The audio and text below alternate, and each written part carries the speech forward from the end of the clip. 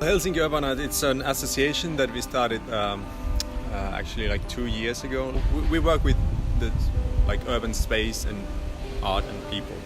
The situation with the street art has changed a lot here during the last years, because we had zero tolerance with street art and graffiti from 98 to 2008. So everything was removed, everything was illegal. People were even put to jail because of graffiti. So it was really harsh, and the idea of street and graffiti was really negative.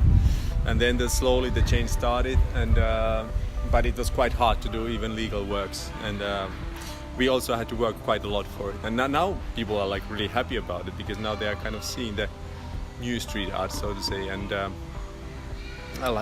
what it can be. It's not just something negative, but it's also positive. And when we were painting the square there were 200 people painting with us, and we invited the local people to do it.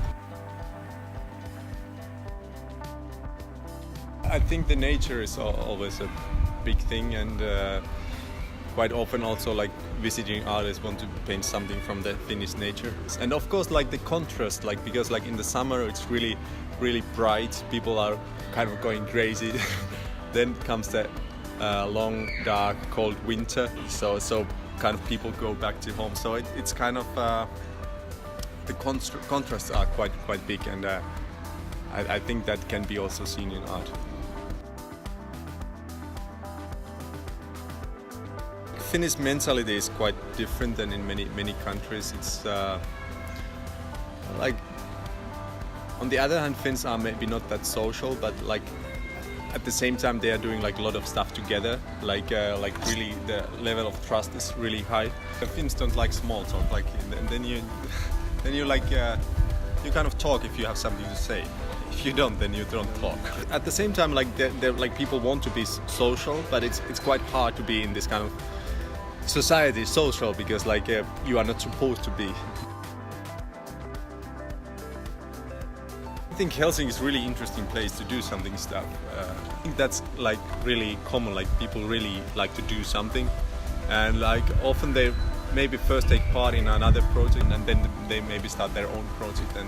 And of course there are art universities, so there are a lot of young people who want to do stuff, and especially in this area in Kallio there are a lot of young people, young creative people, and there are a lot of free events street festivals, and the ones that I've been doing, and so there's really a lot of happening. But if you come here as a visitor or tourist, it might be a bit hard to find that, because it's